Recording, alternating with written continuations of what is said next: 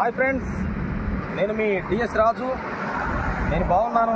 మీరందరూ ఎలా ఉన్నారు? మీరందరూ కూడా బాగుండాలని కోరుకుంటున్నాను ఫ్రెండ్స్.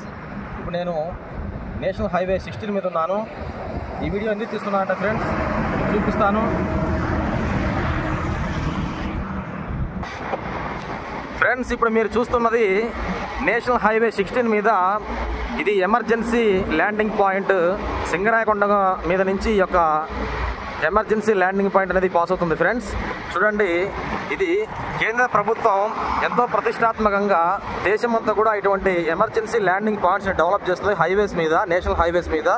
ఎందుకంటే ఏదైనా యుద్ధాలు వచ్చినప్పుడు లేదా ప్రకృతి విపత్తులు వచ్చినప్పుడు రక్షణ దళం అనేది తక్షణమే స్పందించి ఇక్కడికి వెంటనే చేరుకోవడానికి అనుకూలంగా ఈ విధంగా ఈ యొక్క ఎమర్జెన్సీ ల్యాండింగ్ పాయింట్స్ అనేది డెవలప్ చేస్తుంది. మనకి ఇక్కడ దగ్గరలో వచ్చేసి బంగాళాఖాతం దగ్గరలో ఉంది ఫ్రెండ్స్. ఇక్కడ నుంచి దగ్గర 5 నుంచి 6 కిలోమీటర్లు ఉంటుంది.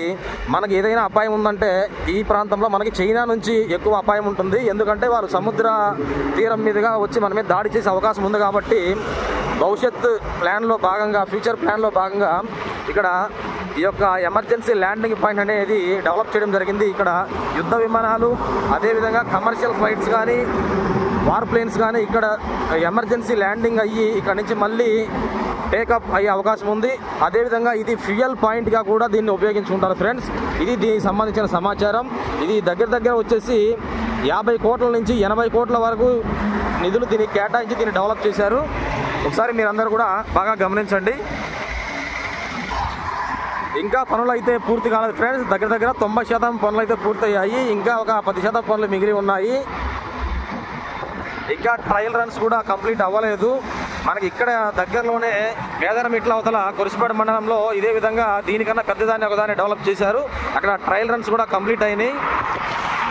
చూడండి ఫ్రెండ్స్, మొత్తం ఒకే ప్లేన్గా ఉండటానికి, ఎగుడు దిగుడుగా లేకుండా విమానాలు ల్యాండింగ్ ఈజీ అవ్వడానికి ఇదో ఈ విధంగా ఈ యొక్క ఎత్తైన ప్రాంతాన్ని కూడా తొలిచి వేశారు. మొత్తం సదును చేసేసారు ఫ్రెండ్స్. చూడండి మీరు.